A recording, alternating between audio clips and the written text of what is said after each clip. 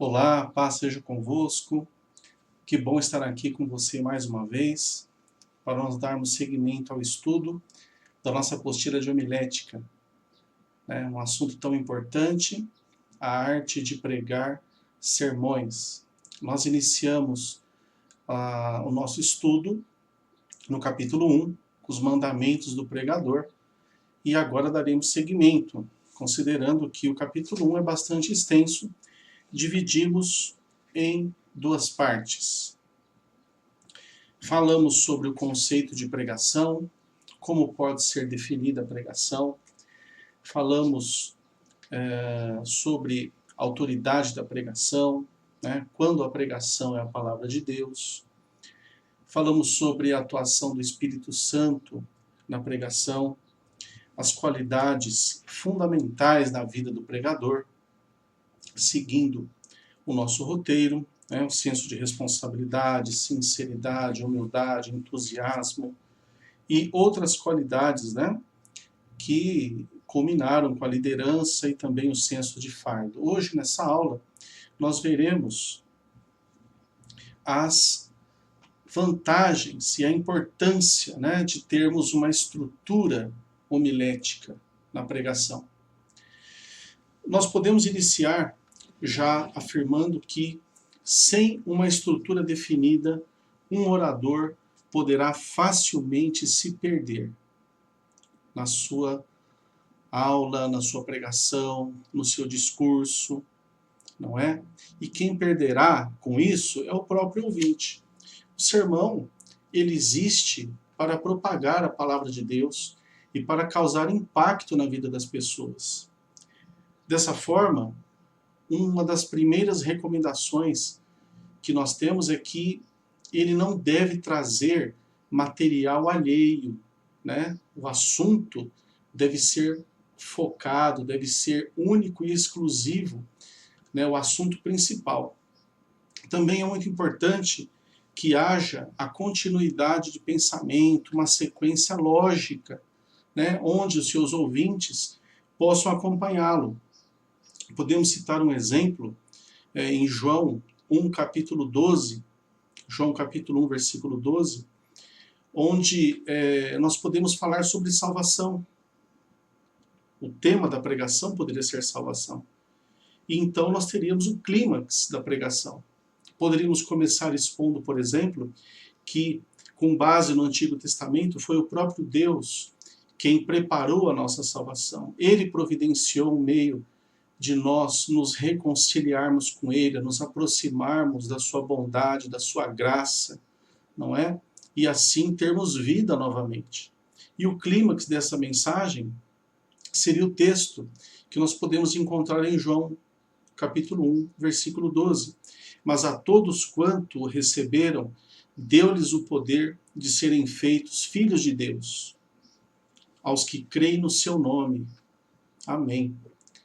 Não há caminho fácil para que nós consigamos desenvolver e criar sermões, né? A preparação eficaz, ela depende, acima de tudo, de um estudo paciente, de muita leitura, depende também de um estudo sistematizado das escrituras e principalmente dos princípios da homilética, que nós procuraremos traçar aqui.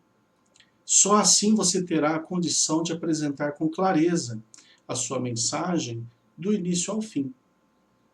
Ou seja, o sermão ele precisa ter começo, meio e fim. Assim como você encontra num bom filme, assim como você encontra num bom livro.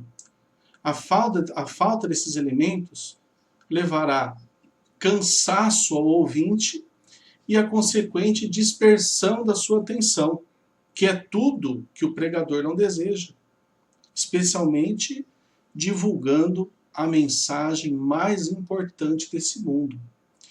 Quais são as características de uma boa estrutura dentro de um sermão? Nós podemos citar a unidade, né? Um só assunto, dízimo, perdão, salvação, fé, nunca todos de uma vez, não é? Então nós temos a unidade, Temos também a ordem e a sequência em que devem ser apresentadas as ideias, os versículos, né? Os versículos que são correlatos ao assunto principal. Tudo isso faz parte de uma boa estrutura. E, finalmente, além da unidade, da ordem e sequência, nós temos que atentar também para o equilíbrio entre os pontos abordados, né? Dedicar tempo e razoável tamanho em cada tópico para que todos possam ter uma boa compreensão do que está sendo dito. E, finalmente, o clímax da mensagem. Então, os elementos componentes principais, né, quando se fala em estrutura de um sermão, uma estrutura homilética, nós podemos partir da seguinte premissa: texto bíblico é a base, né, a palavra de Deus. Depois, o tema escolhido. Depois, a introdução. Você introduz o assunto. E a introdução é importantíssima, né? Nós podemos falar isso desde já, porque é onde você conquista ou não os seus ouvintes, né? O seu auditório, a sua plateia. Você precisa ter vários outros cuidados, né, que nós falaremos aqui nessa aula, mas diga-se já que a introdução é muito importante. Geralmente as pessoas se enamoram da palavra que está sendo dita, se enamoram do próprio pregador ou pregadora nos instantes iniciais. Depois da introdução, o desenvolvimento, obviamente, né, a divisão dos assuntos, e finalmente a conclusão, né, que nós podemos dividir em revisão, aplicação dos princípios que foram pregados e, finalmente, o apelo, se for o caso. Vamos falar um pouquinho sobre a pregação e a comunicação. A pregação e a comunicação. Quando nós falamos em comunicação, estamos falando em transmissão de informações que precisam partir de uma fonte e se dirigir até um destinatário, também chamado de receptor, aquele que vai receber a informação, que no nosso caso são os ouvintes, né? A fonte é o pregador. Depois nós temos um outro elemento que é a própria mensagem, que deve ser transmitida de modo leve, né? De modo compreensível. E finalmente temos também o veículo, que é o caminho pelo qual, né, a linha de ligação, que faz a ligação entre a fonte e os ouvintes. Pode ser a própria voz do pregador, se ele estiver presente, né, de forma pessoal.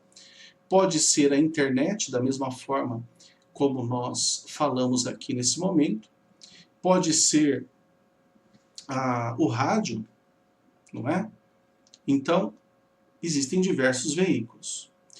E é importante que você entenda que esse processo de comunicação, ele não é um caminho de mão única, como muitos imaginam. Não é só informação que sai da fonte e se dirige aos ouvintes. Mas há um processo de realimentação, que nós chamamos de feedback também. A informação volta para a fonte, ela volta para o pregador. E como que você pode constatar isso? Quando você está diante de um auditório, quando você está numa igreja, quando você está na frente de uma classe numerosa que está ouvindo a sua pregação, a sua palavra, você percebe a volta dessa transmissão, que pode ser através de olhares atenciosos ou não. Podem ser sinais, por exemplo, que demonstram que a sua palavra está gerando enfado, cansaço, né? Podem ser bocejos, pessoas que se desligaram, que estão conversando com as pessoas do lado, estão mexendo no telefone celular. Então, a informação volta também para a fonte, né? E para o pregador. algumas verdades que devem ser ditas sobre a comunicação.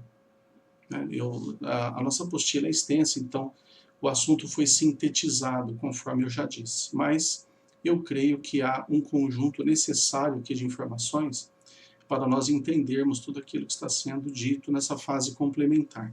Em primeiro lugar, quando se trata de pregação, nós não podemos confundi-la com qualquer outra forma de oratória. Quando nós falamos em pregação, nós estamos afirmando que estamos agindo como testemunhas, estamos transmitindo uma mensagem que nos foi ordenada que fosse passada pelo próprio Deus. Então, se você não é o criador da palavra que está sendo transmitida, e sim o Senhor Deus, você deve buscar a unção de Deus, deve buscar a unção do Espírito Santo, para que então as suas palavras ganhem vida, para que as suas palavras ganhem poder, e assim elas penetrarão não só nos ouvidos daqueles que estão diante de você, mas também penetrarão nos corações. Primeira coisa, buscar a unção do Senhor. Pregue com vida, pregue com entusiasmo, pregue com alegria, pregue com força, na força do Senhor Deus e não na sua própria. E também pregue com a sua vida. A nossa vida comunica mais do que as nossas palavras.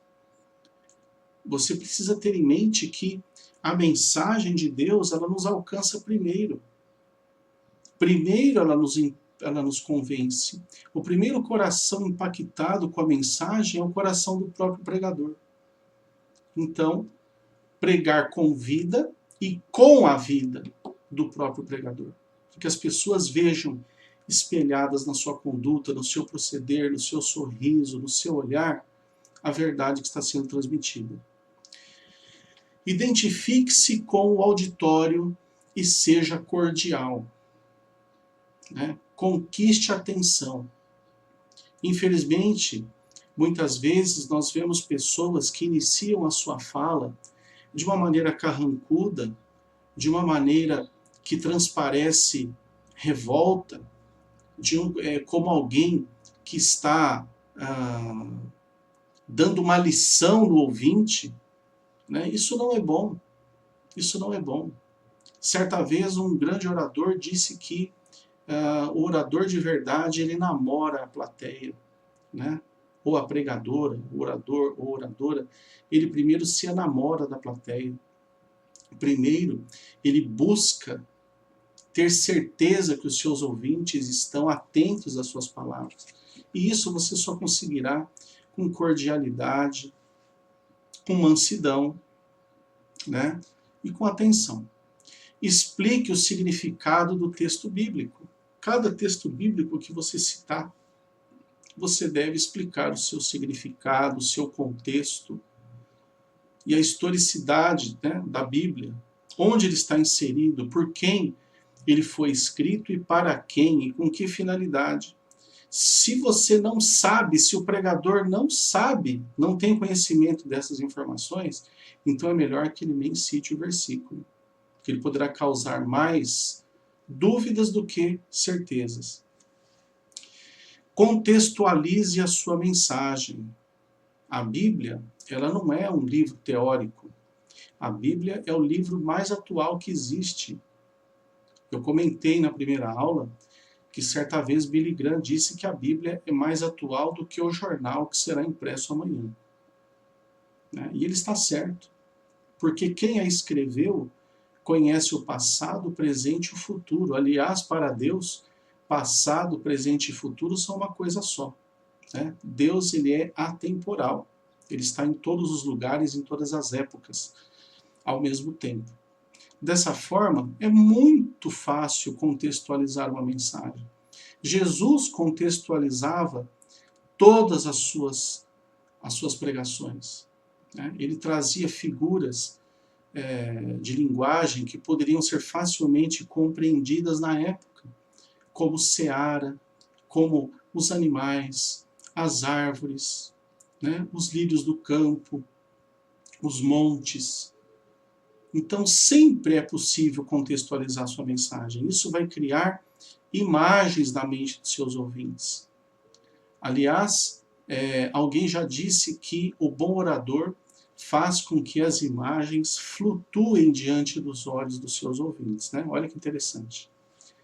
E também, uma outra verdade sobre a comunicação é que você não deve torturar os seus ouvintes, não é? Não deve iniciar mal, pregar mal e terminar mal. Você deve estar atento às reações deles e terminar a sua fala sem rodeios. Terminar a sua fala de uma forma que traga sentido, que traga impacto, assim como o início, né? Se for um apelo, por exemplo, mas termine sem rodeios.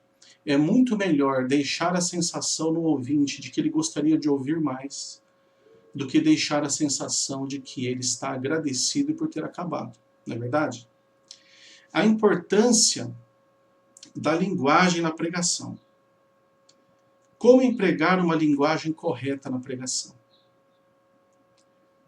Coisas que devem ser evitadas a todo custo, né? Jamais utilize gírias. Não importa se você faz isso de boa fé, não importa se você faz isso de maneira até inocente, né? Mas as gírias não caem bem, né, nos ouvidos daqueles que estão apreciando ali aquele momento, né, da sua fala, da sua pregação. Em casos excepcionais, você pode fazer uma brincadeira, né? Contar uma piada, deixar o clima mais leve, né? Para poder até atenuar um eventual cansaço do ouvinte. Mas isso requer muita experiência. Na dúvida, não faça. Em segundo lugar, construções gramaticais erradas e sem sentido, né? Não tem coisa pior do que palavras e frases jogadas ao vento em que você inicia e não sabe como vai terminar. Não obedece pontuação, não obedece vírgula, respira no momento errado. Tudo isso faz parte de regras da homilética. Tanto que nós a consideramos a arte de pregar. Quando você ouve uma pregação satisfatória, gostosa de ouvir, né? Que não cansa, que deixa os seus olhos grudados no pregador, por trás daquilo ali, existe obviamente a unção do Espírito Santo, mas existe também técnica, existe horas e horas de estudo que a pessoa utilizou para se expressar da melhor maneira possível. Em terceiro lugar, palavrões, né? Seria até desnecessário dizer, mas hoje, com tantas coisas incrivelmente erradas que nós vemos por aí, né? Muitos youtubers, né, usando expressões chulas, isso deve ser evitado a todo custo, né? Em qualquer situação, ainda mais se tratando de quem está levando a mensagem do Senhor. Seja qual for o pretexto, não devem ser utilizadas, né? Palavras de baixo calão. E também palavras que se assemelham a palavras de baixo calão. Palavras que tenham aí certa consonância, né, que guardem certa algo como parecendo sinônimo, não utilize. Não utilize isso de forma alguma. Por outro lado, né, agora vamos para o outro extremo, né, palavras muito difíceis também serão obstáculo. É claro que se você conhece os seus ouvintes, você sabe qual vocabulário se adapta melhor à situação. Mas, de modo geral, a pregação mais eficaz é aquela que utiliza palavras simples, né? Frases curtas, nada de longos discursos. Permita ao ouvinte respirar durante a sua tentativa de compreendê-lo, não é? Então, não use palavras muito complexas, use palavras, substitua as palavras complexas por expressões mais simples. O ideal é que a linguagem seja correta e seja uma linguagem acessível, né, coloquial, bem empregada, que observe minimamente as regras da gramática. Evite expressões também que somente evangélicos usam. O sangue de Jesus tem poder. É claro que você, dependendo do contexto da mensagem, você pode lançar mão disso. Mas procure se desgrudar desse tipo de costume para não cansar os ouvintes ou aqueles que estão visitando a sua igreja, que o ouvem pela primeira vez, que não fiquem sem saber do que você está falando. Falamos, o que ele quis dizer com isso? E aí você não atingiu o seu alvo. Gestos. Gestos do pregador. O objetivo dos gestos é sempre estar em harmonia com a voz. Se você utiliza gestos na sua pregação e eles são úteis, eles devem estar em harmonia com a sua voz. Eles devem ser proporcionais ao seu raciocínio, né? Gestos corporais complementam as palavras. E os professores, né, que têm uma certa experiência, utilizam isso muito bem. E os gestos, eles provocam um impacto visual. E ele deve ser benéfico, né, para que o ouvinte complemente o raciocínio com a expressão corporal e a voz que está chegando até ele. Um professor sentado, por exemplo, numa sala de aula, ou sentado perante o auditório, ele cansa rapidamente seus ouvintes. Se torna monótono muito rapidamente, porque ele terá que enfrentar as limitações de não poder empregar os gestos. Isso dificulta bastante. Um professor de pé, um orador de pé, um pregador que esteja de pé e utiliza os gestos em sincronia com as suas palavras e com a sua voz, tem muito mais êxito. Nós não estamos falando aqui somente também, não estamos falando somente de gestos com braços, mãos, estamos falando também de expressão facial. Expressão facial. Você não pode ficar insensível às verdades que você está pregando. Porque a palavra de Deus, ela nos emociona, né? Já começa por aí. Como eu disse, ela impacta primeiro o nosso coração. Ela nos traz alegria, ela nos traz perplexidade, porque a palavra de Deus se renova, ela é viva. E dessa maneira, ainda que você pregue um sermão muito parecido com algum que você pregou há anos atrás, a palavra vai impactá-lo de forma diferente, não é? E as suas expressões faciais demonstrarão isso. Nós podemos demonstrar com as nossas expressões curiosidade, perplexidade, alegria, tristeza, né? Os gestos, eles mostram, eles revelam às pessoas grande parte da nossa personalidade. E isso, em consonância com a voz, resultará numa informação transmitida com sucesso. Alguns princípios práticos sobre os gestos. Algo que você não deve esquecer. O exagero e o uso inadequado dos gestos podem levar ao ridículo. Podem levar exatamente no sentido contrário daquilo que você gostaria, do alvo que você fixou, né? Gestos são naturais, são espontâneos.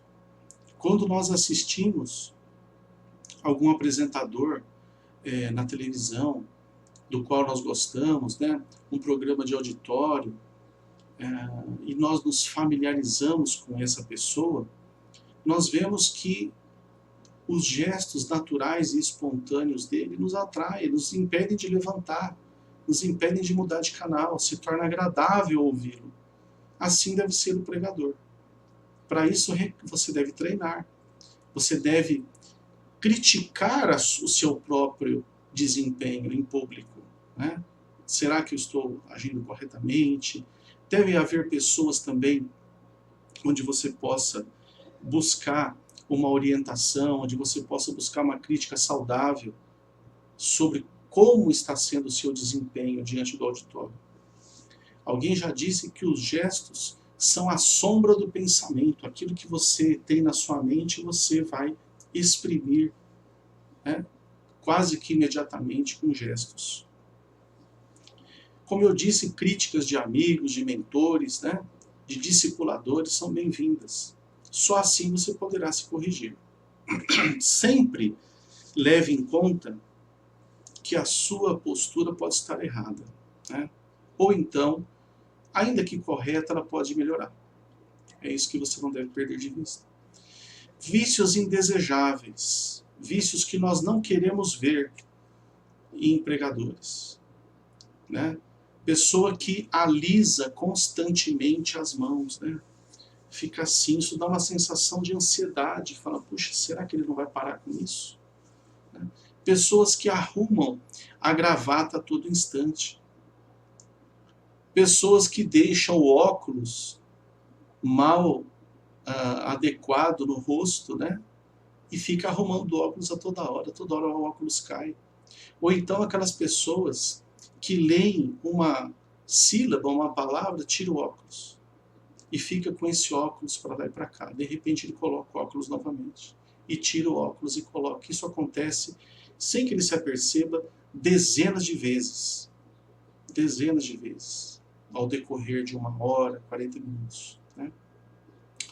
Evitar repetições, né?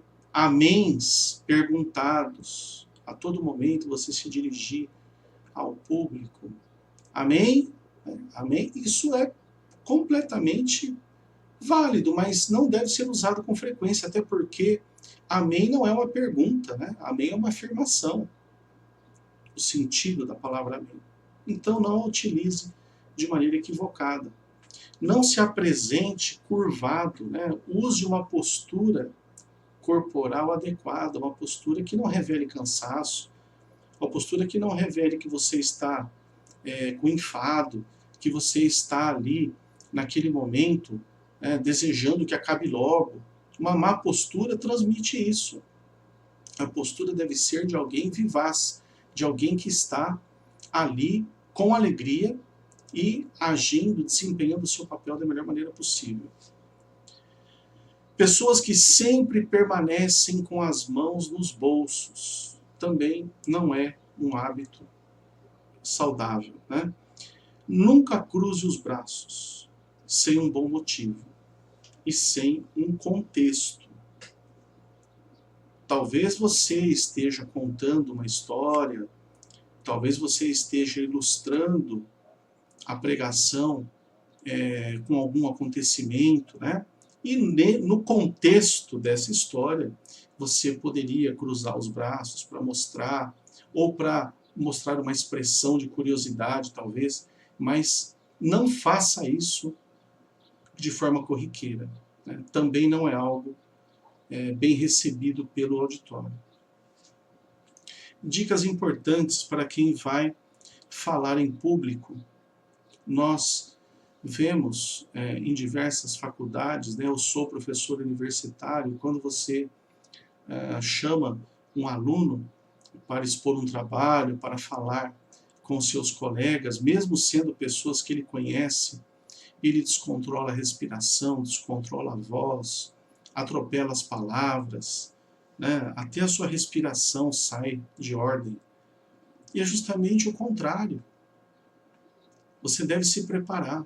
E aquele que está bem preparado, ele anseia por expor aquilo pelo qual ele tanto empregou esforços, né? Aquilo que ele estudou.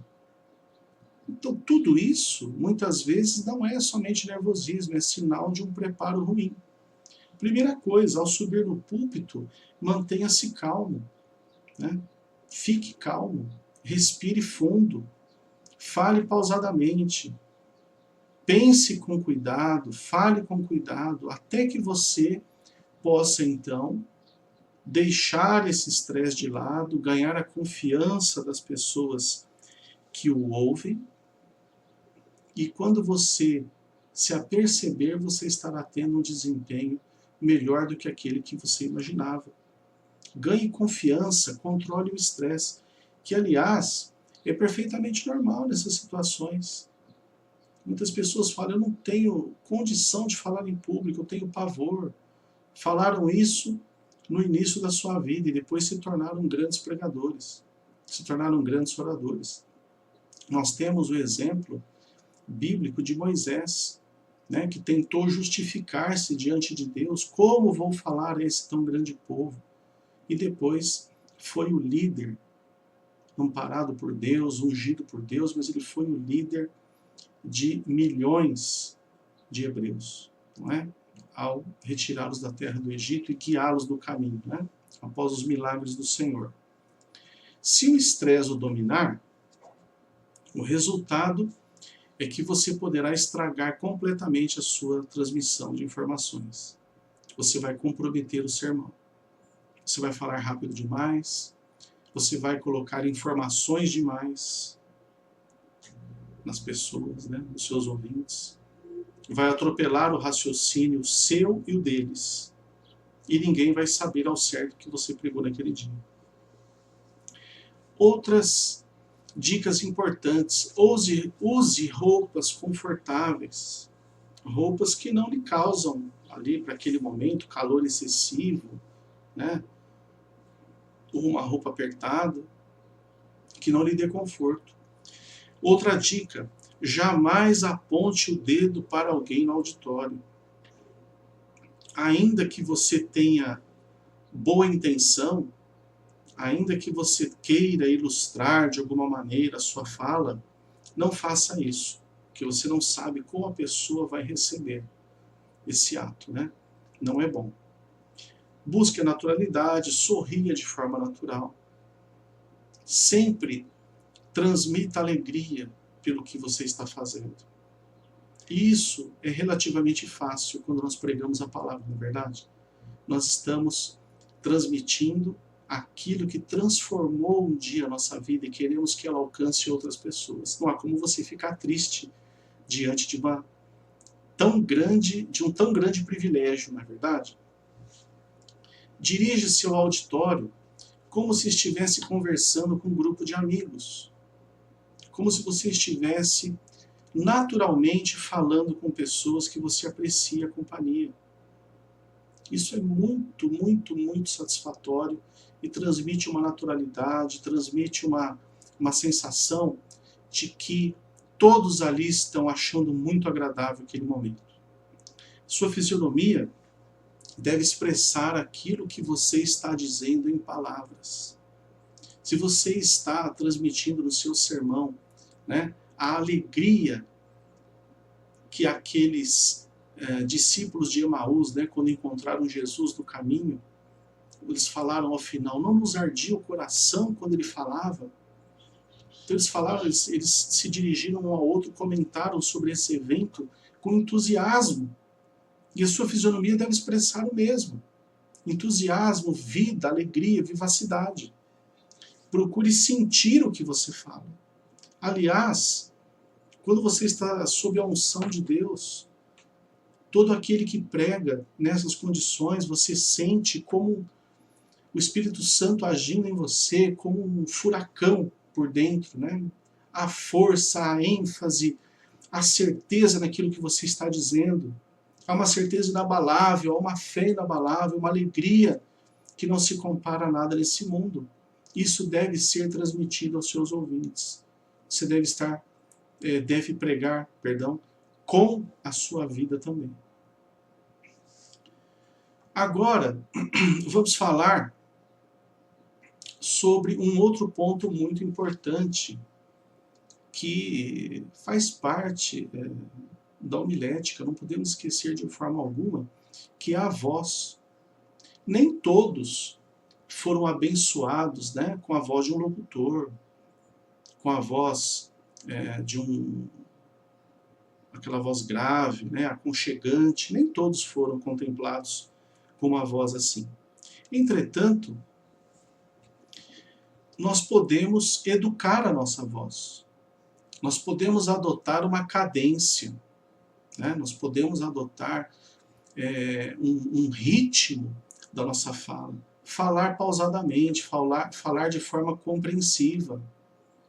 Usar palavras que naturalmente vão chegando e entrando na mente das pessoas.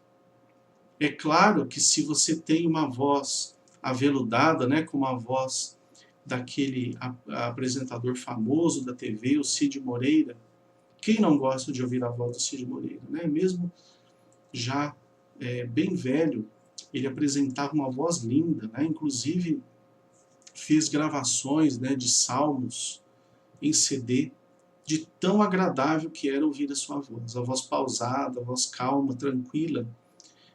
Ainda que a nossa tonalidade não seja igual, a cadência da sua fala, o timbre da sua fala, né, a forma como você se expressa, pode melhorar muito, muito, muito o seu desempenho. Para isso é necessário treino, disciplina, autocrítica, né, crítica de pessoas que você confia. Olha, você poderia falar um pouco mais alto. Olha, você poderia falar um pouco mais longe do microfone. Está atrapalhando tudo. Não está, você está soprando ao microfone, não está sendo possível ouvir o que você está falando, está distorcendo, né, o som. Quem já não fez ou ouviu esse comentário? Abre aspas. A mensagem foi ótima, mas a voz dele me dá muito sono. Eu espero que não seja esse o sentimento que você está tendo agora, não é? Mas uma voz com entonação, uma voz com a entonação correta no momento certo, uma voz que se modula o volume, a ênfase de acordo com a situação, atrai o ouvinte. O mau uso, por outro lado, traz antipatia. Principais defeitos que podem acontecer no que diz respeito à voz.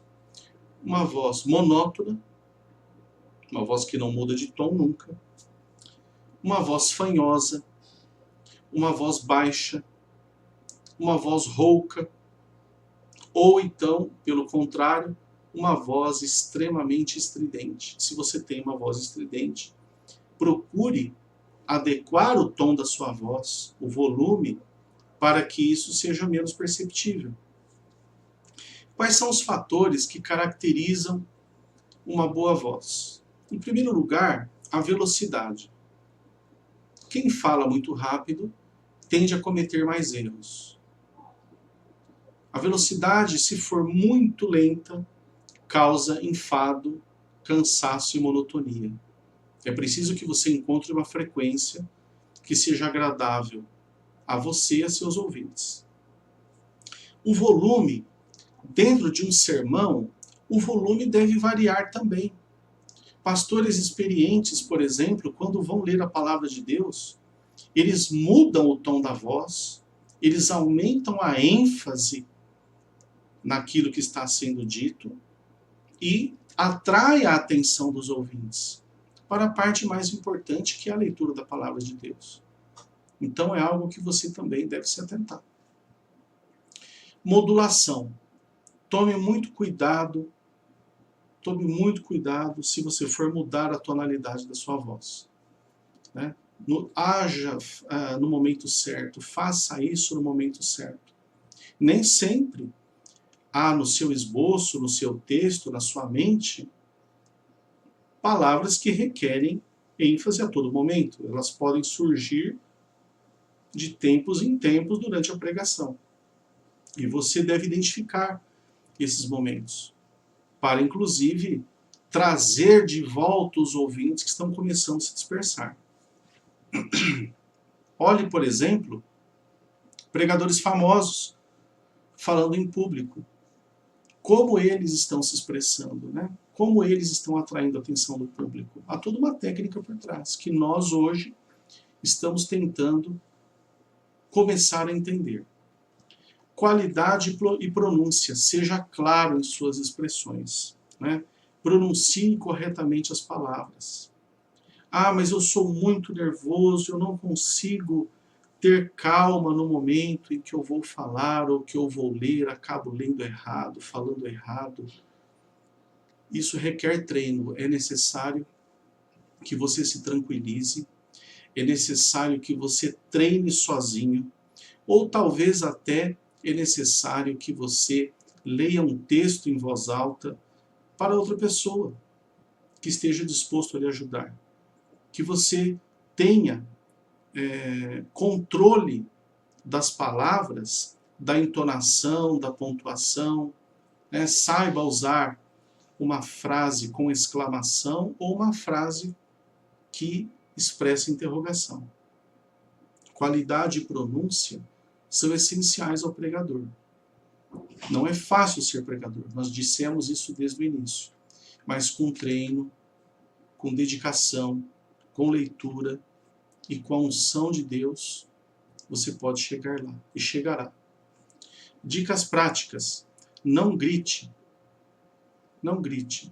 Por mais ênfase que você queira dar num determinado assunto, jamais recorra, né, ao grito, à palavra forte, alta demais. Isso causa mais perplexidade do que admiração. Não fale pelo nariz, né? Está entre aspas aqui. Não fale em tom anasalado.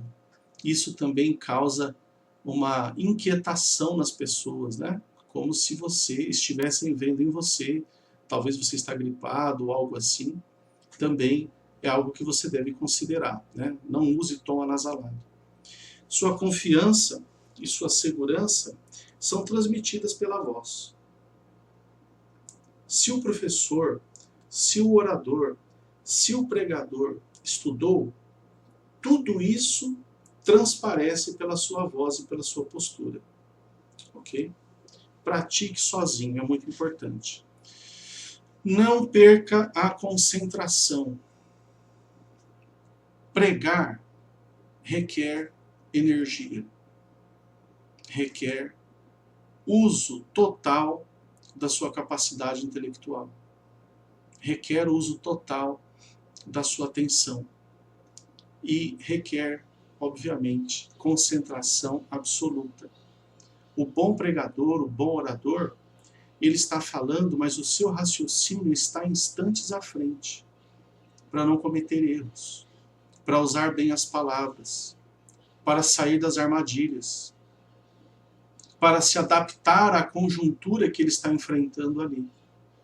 Daí a necessidade de estudo, de preparação, de oração, de calma e ausência de estresse.